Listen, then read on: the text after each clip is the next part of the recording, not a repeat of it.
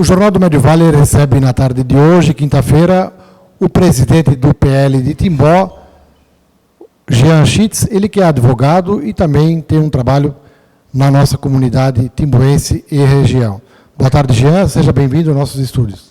Boa tarde, Evandro, boa tarde a todos os ouvintes e que também estão nos assistindo aqui do Jornal do Médio Vale.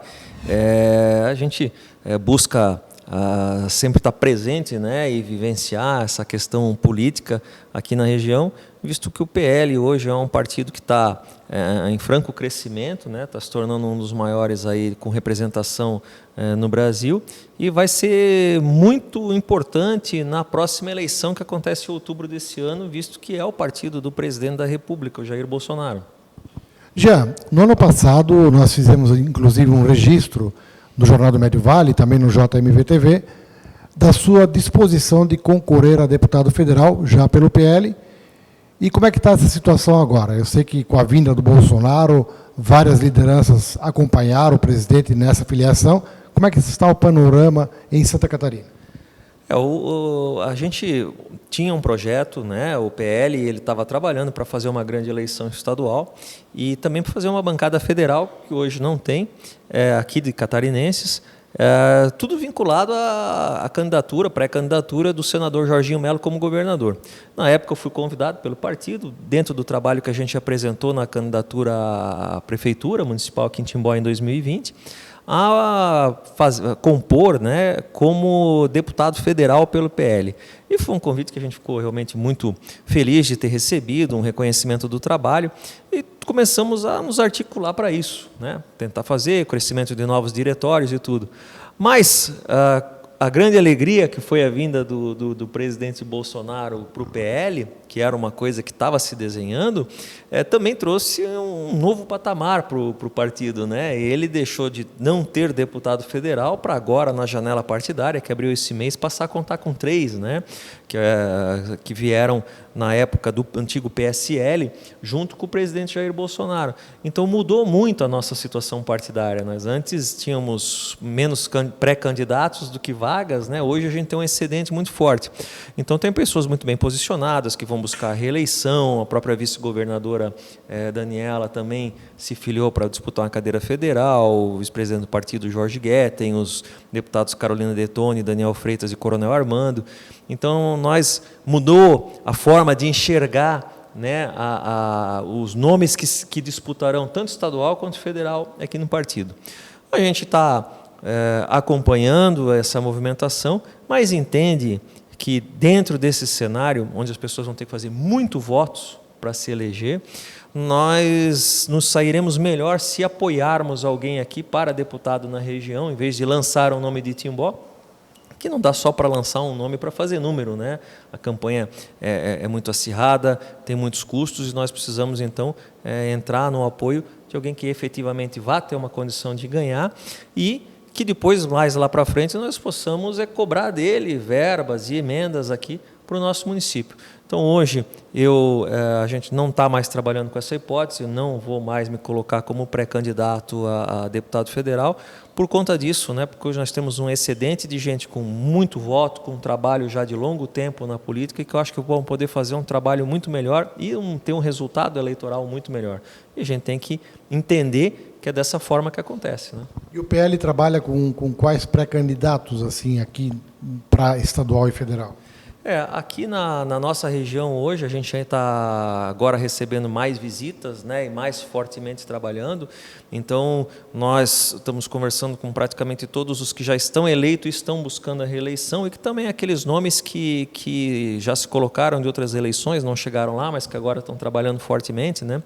Nós vamos deixar para definir isso quando fechar a janela partidária, né? Temos umas preferências internas, obviamente, mas até para não deixar ninguém, vamos dizer, triste pelo caminho ali, nós vamos ter que escolher um nome, né? Nós vamos alongar isso o máximo possível. Mas são ótimos nomes. Nós recebemos aí recentemente aí a visita do deputado estadual Maurício Scudlar, que recebemos a visita do deputado Ivan Nats, sempre pessoas assim muito bem dispostas ali a ajudar, a participar. Na federal recebemos a visita do deputado Coronel Armando, do deputado do vice-presidente do PL estadual, o Jorge Guetem, que foi suplente de deputado federal já, que são duas pessoas que apoiam muito a gente aqui. Então, estamos assim conversando com todas essas lideranças para ver o que eles acham, o que eles veem para Timbó, como é que Timbó vai se colocar no futuro ali, dentro de uma eleição deles ali, então tomar a melhor decisão, né? Mas são excelentes nomes, nós temos um bom plantel para escolher ali. E agora também tem a novidade do Luciano Hang, o proprietário da Van, que está se filiou já, né, no PL? Não, ainda não. Ainda não se filiou, né? Ainda Mas não. está para se filiar, ou pelo menos é a expectativa. E também a pré-candidatura do Jorginho Melo. Eu queria que você falasse sobre esse cenário estadual, então, para a majoritária.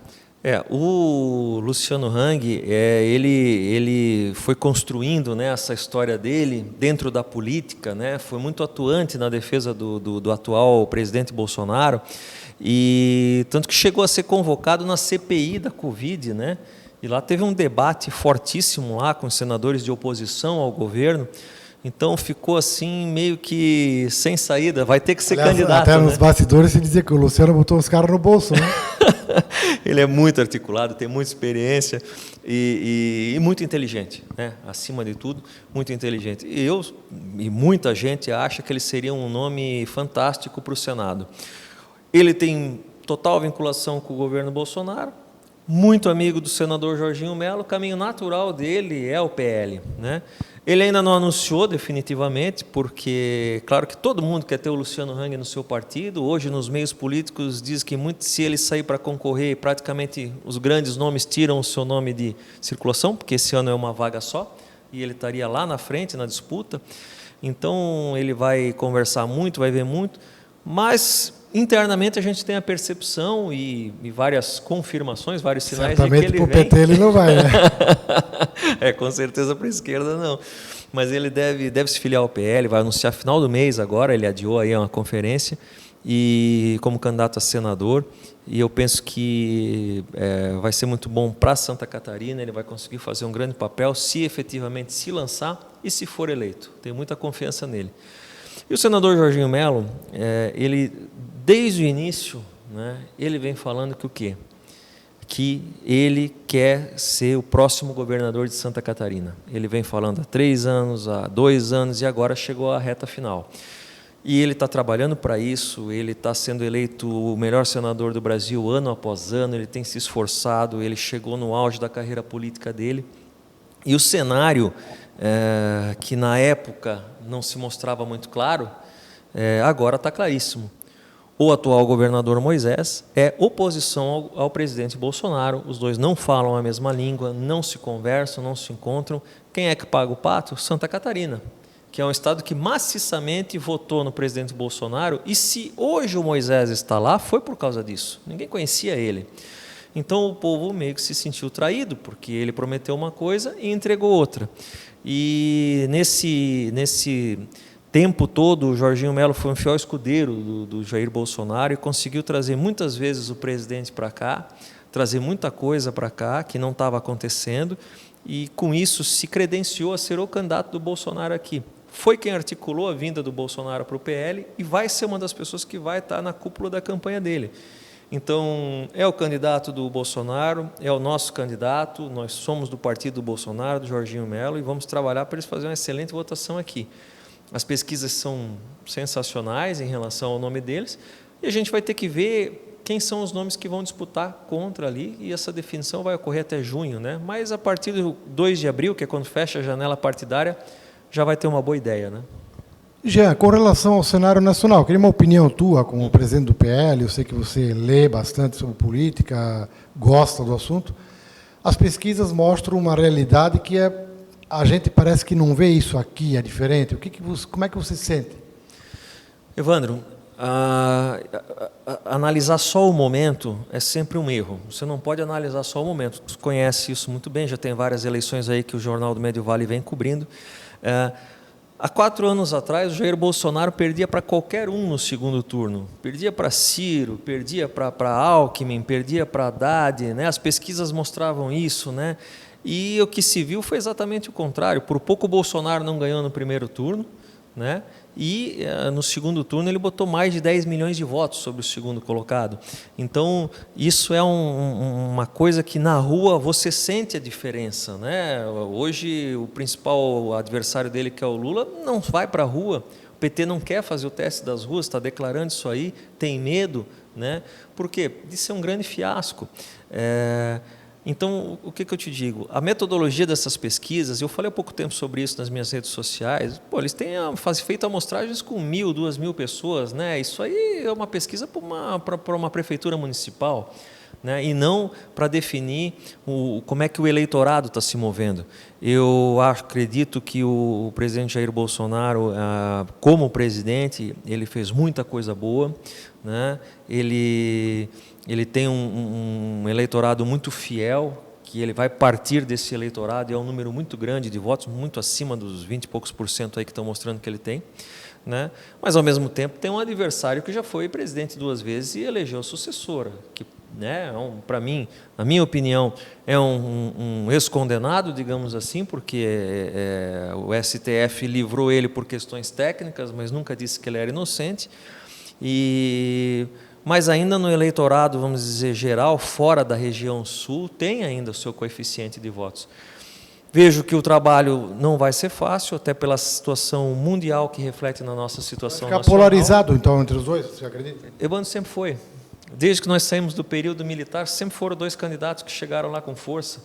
Foi Collor e Lula, foi Fernando Henrique e Lula, foi Lula e José Serra, depois Geraldo Alckmin, Dilma e Aécio, sempre foram 2.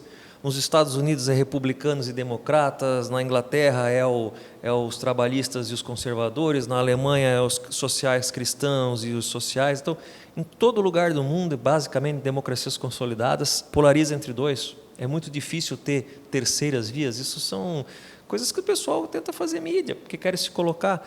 Mas vão ser eles 2.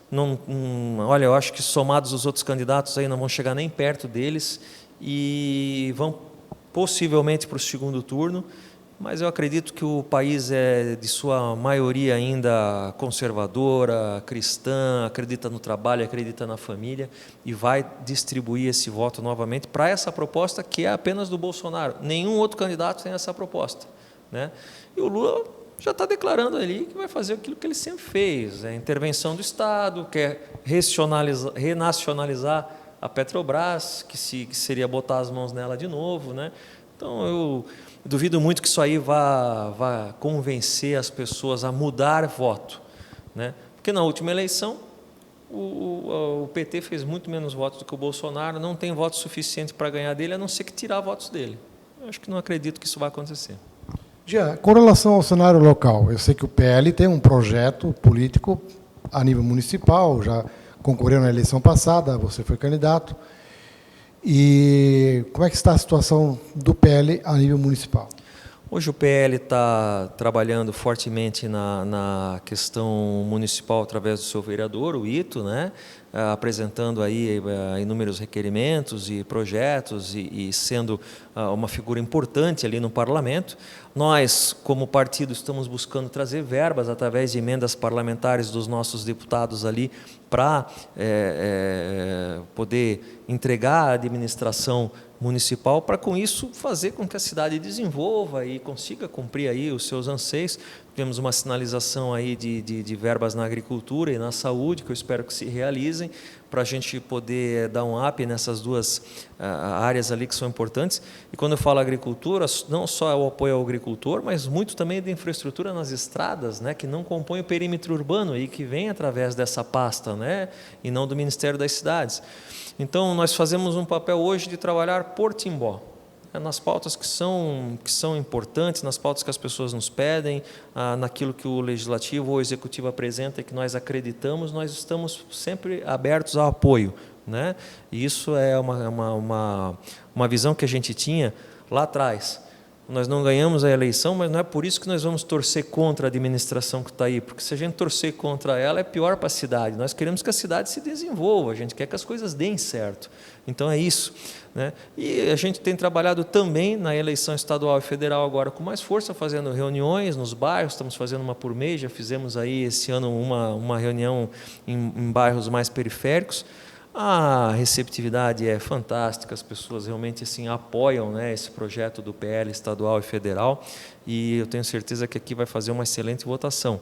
Mas é muito importante que assim muitas pessoas novas estão voltando para o processo político, Evandro, que a gente tristemente vê que nas últimas 3 eleições em Timbó, de 33 mil eleitores, uma média aí de 10 a 12 mil não tem ido votar, ou tem votado branco ou nulo, né? Isso é muito ruim, né? Porque as pessoas estão querendo dizer o quê? Que elas não gostam mais, não acreditam mais, e ninguém que está ali é bom o suficiente para merecer o voto delas. Infelizmente, né, as pessoas vão ter que mudar essa visão, porque como o voto aqui é obrigatório, no Brasil, todo o processo democrático está em cima do voto. Então, se você não vota, diferentemente de outros países onde não é obrigatório, você não está ajudando a mudança, né? Lembrando que a mudança que nós estamos trabalhando hoje, Evandro, talvez eu e você não vamos ver. Talvez ela vai acontecer muito depois da gente, mas se nós não jogarmos a semente agora, nada vai acontecer. Certamente não vai acontecer. Né? Não, com certeza não. Então é importante que as pessoas estejam atentas para o processo político, federal, estadual, municipal é muito importante, participar, né? Entender que às vezes a gente tem que fazer críticas, sim, isso faz parte do processo, até para melhorar a forma de se tomar decisão. Entender que a gente não deve fazer crítica pela crítica ou simplesmente se tornar oposição por oposição, isso não soma nada, isso não é bom para ninguém, né? Nem para quem faz e nem para quem recebe, mas que se a gente não viver essa questão política, não estiver atento ao que está acontecendo, a gente não consegue alcançar as mudanças necessárias. Tem muita intervenção do Estado ainda, tendência no futuro é diminuir, mas só se tiver mais participação do cidadão. Cada passo que ele dá para trás, o poder não admite vácuo, ele toma. Então a gente tem que ver isso, né? Você falou até nos bastidores da entrevista que parece ter um encontro com o prefeito Jorge, quer dizer, existe uma boa relação, pelo menos, não de coligação, mas assim de conversas, né? Amigável entre você, principalmente, que foi candidato, e o prefeito Jorge. A gente foi lá exatamente para isso, né? Para colocar o PL à disposição. Afinal de contas, nós temos municipal, um vereador ocupando cadeira, nós temos um senador da República, nós temos agora 8 deputados estaduais, vamos ter 3 deputados federais nesse final de mandato aqui, e devemos fazer uma grande bancada também, independente de qualquer coisa. E são oportunidades de você trazer muito, vamos dizer assim, resultado. Eu vi que os deputados que agora são do PL, Carolina Detoni, Coronel Armando e Daniel Freitas, esse ano já pagaram em emendas, né, o equivalente a quase 30 milhões de reais para o estado de Santa Catarina. É muito dinheiro, Evandro, né? E a gente, como sendo uma cidade que dá muito imposto para o estado, né, e que está num local que gera muito imposto, que é o Vale do Itajaí, nós temos que ter alguém brigando ali para trazer essa verba para cá, né? Então, fui lá me colocar à disposição, a sinalizar com verbas, já saber quais são os planos do município de verbas, porque também tem que trazer verba para aquilo que vai funcionar. Não adianta eu querer trazer uma verba para algo que não está nos planos do município, talvez não vá ser nem executada, né? E colocar o partido à disposição, dentro dessa postura que eu falei. Aquilo que a gente não concorda, nós vamos criticar, né? Nós vamos dizer, olha, isso aí não é a nossa visão para o município, é uma questão democrática, uma questão de amadurecimento, e naquilo que for importante, realmente, a gente vai ser parceiro naquilo que dá. O prefeito também fez alguns pedidos para nós aí, para disponibilizar algumas situações, já levamos aos nossos parlamentares, né? A nossa atuação na Câmara dos Vereadores, através do vereadorito, é de independência, né? Nós não temos hoje, a gente não compõe nem base de oposição e não compõe base de apoio ao município, por queremos não ficar em cima do muro, mas podemos ter a liberdade de criticar aquilo que nós não concordamos. Houve até recentemente um episódio aí na Câmara dos Vereadores, nós estamos acompanhando de perto, conversando com os demais vereadores aí, onde o vereadorito se colocou, né, contrário a uma disposição aí de informações do Executivo. O Executivo respondeu, inclusive, requerendo a abertura de processo por quebra de decoro do ITO. Nós entendemos que não aconteceu, apoiamos nosso vereador, conversamos com alguns vereadores já, que também entendem que não ocorreu, e vamos trabalhar aí para que esse desgaste acabe, né, e que não evolua dessa forma. Eu acho que a conversa democrática, Evandro, ela tem que saber suportar críticas entre entes públicos, e ela tem que, às vezes, talvez até começar de uma discussão, mas no final saber que é na conversa que a gente vai se entender, né? É aí que a gente vai conseguir fazer a construção do processo democrático. Esse negócio de querer impor aí processo de cassação, ameaças e essas impeachment, essas coisas assim, que também pode acontecer através da Câmara, são saídas extremas que a gente deve fazer em último caso, porque nós temos que respeitar o voto. Se o cidadão está na Câmara de Vereadores, ele teve voto. Se ele está lá no gabinete do prefeito, ele teve voto. Então nós temos que respeitar quem votou neles. E essa questão também de opiniões, ou às vezes até uma manifestação mais ácida por parte do vereador, até faz parte do processo legislativo, né? Faz parte e faz bem, né, Evandro? É importante ter concorrência, né? A gente vê que em tudo que é lugar onde existe uma concorrência, quem está aí, vamos dizer, como líder no mercado, tem que se aprumar, tem que fazer melhor, trabalhar melhor. Então é bom ter alguém aí que aponte, olha, isso aí não está certo, tem que fazer diferente, vamos ver melhor. E assim, a democracia só existe dessa forma, né? Você tem que saber entender que se tu está no órgão público, tu vai receber essas questões ali.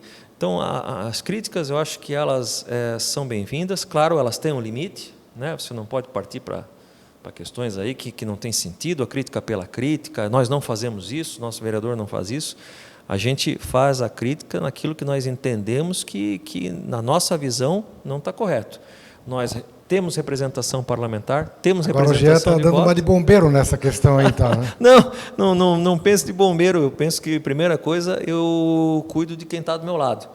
Defendo meu vereador, né? E vejo que a gente, estou conversando com os vereadores nesse sentido. Agora, também vejo, Ivan, que às vezes quem está de fora consegue abrir um tom de conciliação, né? Ou de pelo menos um deixa disso, mais fácil, né? Do que quem está dentro, às vezes, porque está nervoso, está envolvido ali com a coisa, está lutando por aquilo que acredita, né? Eu acho que todas as situações que o Ito pontuou aí, na questão de requerimentos de informações aí, para as pessoas que não sabem ainda, relativo a questões do esporte, da casa do atleta e prestação de contas, faz parte do trabalho do vereador. O vereador, ele legisla, mas ele fiscaliza, são as duas funções mais importantes dele, e ele representa a comunidade, ele fez certo, né? É dever dele pedir, é dever do executivo prestar contas, e se não está do jeito que o vereador quer, vai ter que refazer e fazer quantas vezes forem necessárias, e que isso faz parte da legislação, né? Não dá para você ficar omisso quando você vê alguma coisa que não está certa, e não dá para você não responder quando você é questionado pelo legislativo. Então, nós vamos trabalhar para o entendimento, que as coisas sejam transparentes, sejam claras, e que as pessoas entendam que não é necessário pedir aí abertura de processo disso ou processo daquilo, quando são questionadas ou quando não gostam de algum tom ou de alguma crítica, né? Essas coisas a gente tem que ter amadurecimento para saber superar. Jean, eu queria que você também comentasse, já que é o assunto do momento, essa questão da guerra entre Rússia e Ucrânia. Você acha que isso vai ter reflexos aqui na economia? Claro, já está tendo, na verdade, né? Mas na própria política nacional, como é que você vê esse quadro aí internacional? Evandro, assim, uma guerra sempre é uma tragédia, né? Uma tragédia humana, onde a gente vê o pior do ser humano aí sendo exposto, né? E as novas gerações talvez não estão acostumadas com isso, mas os mais antigos, e a gente estava muito próximo dos nossos antepassados aí que nos contavam histórias da Segunda Grande Guerra, como foi triste isso. E isso dá reflexo, né? Se hoje existe um Estados Unidos forte do jeito que está, foi porque na época financiou um plano de reconstrução de uma Europa que estava acabada, que estava destroçada pela guerra. Mas na economia mundial tão integrada que está hoje, né, onde países dependem de outros países, não são mais ilhas, né? A pessoa, um disparo lá na Ucrânia afeta diretamente aqui, nosso agronegócio, através das sanções com a Rússia, né? E para nós, o agronegócio, se isso for mal no Brasil, já era. Então, vão ter reflexos, já estão tendo reflexos, vão ter ainda mais. Tá? Eu não vejo que num curto prazo a situação vai simplesmente, um passe de mágica, melhorar. Vai ter muita exploração política, Evandro, é ruim, não deveria, mas infelizmente é assim que é o jogo, né? Não é justo, mas é a regra do jogo. E eu vejo que isso também vai causar um sentimento muito ruim nas pessoas, porque ela não vai ter mais o poder aquisitivo que ela tinha antes e vai estar vendo um cenário de críticas, um cenário de brigas e de disputas, né? E isso vai trazer um ranço muito ruim, né? Então não vai ficar um bom ambiente. O que a gente torce? Torce para que logo acabe essa guerra, que haja um consenso, que haja um armistício, que haja uma bandeira branca aí, e que se arrumem o mais rapidamente possível, porque hoje você vê que todos os países estão sendo afetados, né? Alguns estão vendo uma oportunidade na adversidade, mas países com economias ainda não tão estáveis, que nem a brasileira, vão sofrer muito mais do que vão achar lucro nisso, né? Então nós precisamos torcer, é o que nós podemos fazer, eu já disse isso, o Brasil não tem nada que se meter ali. Geograficamente é impossível. Não está no alcance, né? Não é uma potência bélica, né? Não tem o que fazer ali, e negocia com vários dos interessados ali, né? Com Rússia, com a União Europeia, com Estados Unidos, com China. Então, o país tem que fazer essa parte que está fazendo diplomática. Nós não nos metemos em guerra de estados fora, nós torcemos pela diplomacia, torcemos pela não utilização de armas, mas para nós é importante que terminasse o quanto antes, Evandro, senão quanto mais se arrastar isso ali, cada vez o cenário para as economias emergentes fica pior e nós vamos começar a sentir no bolso. A gente já está vendo aqui, inclusive local, né, empresas aí fazendo uma série de demissões, diminuindo uma série, que nós temos indústria muito forte, a indústria depende do comércio. O comércio começa a retrair, começa a não comprar, começa a dar uma segurada, porque tudo está tendo um aumento de preço muito alto, a nossa cidade paga o preço. Então a gente vai ter que rapidamente se reinventar, né? Para quem está saindo de uma pandemia, se tivesse nunca é um bom momento uma guerra, mas se tivesse um momento pior de todos é esse aqui, né? A sequência, né? Muito forte. Jean, eu queria deixar a palavra livre para você, uma mensagem, então, concluindo para a comunidade, falar em geral aí da política, enfim, o que você gostaria de colocar? Eu quero aproveitar esse espaço para convidar a comunidade para participar das nossas reuniões. São reuniões de projetos suprapartidários, para quem realmente, às vezes a pessoa não quer se filiar a partido, não quer participar ativamente de um partido, mas é a favor do governo Bolsonaro, quer que ele dê certo, quer que ele se reeleja, venha participar das nossas reuniões, e se tiver o interesse de viver partidariamente, venha se filiar. Nós estamos levando muitos dados, estamos trazendo muitas pessoas novas aí para esse processo. E dizer para as pessoas, eu já fiz e refaço esse convite, eu também não era da política, não era político, até hoje isso é estranho às vezes em alguns momentos para mim, mas resolvi participar e fazer a minha parte. E é importante, a partir da hora que você conhece como funciona o sistema, você vê tudo que tem que ser feito para tentar mudar ele um pouco. Então é importante não terceirizar isso, né? Porque quem é apoiador e depende do Lula vai votar. Quem é apoiador e depende do Bolsonaro também vai votar. E se você não quiser votar, você vai deixar essas duas pessoas aí escolherem para ti quem vai ser o próximo governante. Então tem que participar, tem que estar atento.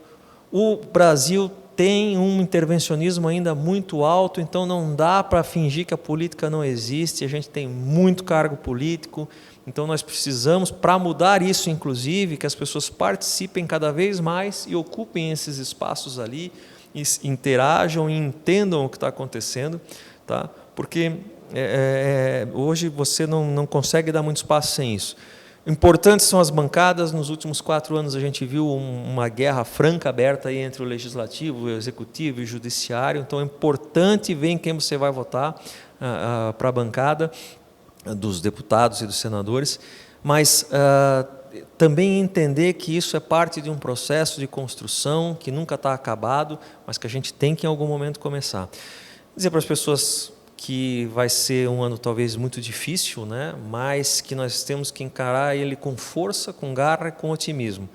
E isso, quando a gente fala de Timbó, a gente sabe que as pessoas daqui fazem isso como ninguém. Eu sempre digo, Timbó é a última a entrar numa crise e a primeira a sair. Assim com tudo, Evandro, desde que eu me conheço por gente e toda a história de Timbó traz isso. Então, eu tenho certeza que aqui nós vamos conseguir mostrar como se faz e fazer o que tem que ser feito. Mas, acima de tudo, não se omitindo. Eu diria assim, chegou novamente o momento, vamos enfrentá-lo, vamos com inteligência, vamos buscar nos informar e vamos participar.